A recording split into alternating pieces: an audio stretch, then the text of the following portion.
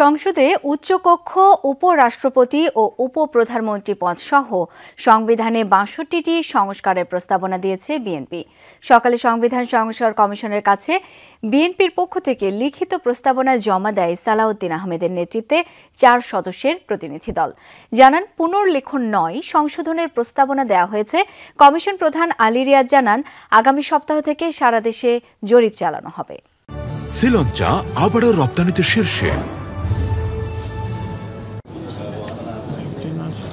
মঙ্গলবার জাতীয় সংসদ ভবনে সংবিধান সংস্কার কমিশনের কার্যালয়ে কমিশন প্রধান ডক্টর আলী রিয়াজের কাছে লিখিত প্রস্তাবনা জমা দেয় বিএনপির স্থায়ী কমিটির সদস্য সালাউদ্দিন আহমেদের নেতৃত্বাধীন ৪ সদস্যের প্রতিনিধি দল। এ সময় সালাউদ্দিন আহমেদ জানান, সংবিধানের সূচনা থেকে তফসিল পর্যন্ত ৬২ জায়গায় সংস্কারের প্রস্তাবনা দেওয়া হয়েছে। সংসদে উচ্চকক্ষ, উপরাষ্ট্রপতি ও উপপ্রধানমন্ত্রীর পদ প্রবর্তন, গণভোটের বিধান পুনঃপ্রবর্তন সহ বেশ কিছু বিষয়ে সংশোধন চায় বিএনপি।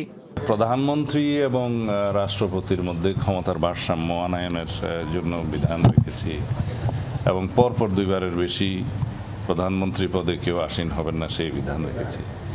আমরা নতুন করে পার্লামেন্টের উচ্চকক্ষ সৃষ্টির বিধান প্রস্তাব করেছি।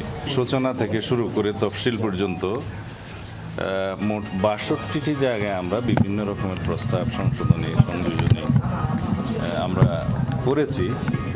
সংবিধান সংস্কার কমিশনের ওয়েবসাইটে এরই মধ্যে প্রায় ৫০,০০০-এর বেশি মানুষ মতামত দিয়েছেন বলে জানান কমিশন প্রধান ডক্টর আলী রিয়াজ। আমাদের একটা ওয়েবসাইটে আমরা মন্তব্য সংগ্রহ করেছি, তাতে প্রায় ৫০,০০০-এর বেশি মন্তব্য আমরা গতকাল পর্যন্ত পেয়েছি, মধ্যরাত্র পর্যন্ত, যেটা নির্ধারিত সময় ছিল। জানান, অংশীজনদের সকল প্রস্তাবনা বিবেচনায় নিয়ে ৫ জানুয়ারির মধ্যে সংবিধান সংস্কারের সুপারিশ জানানো হবে।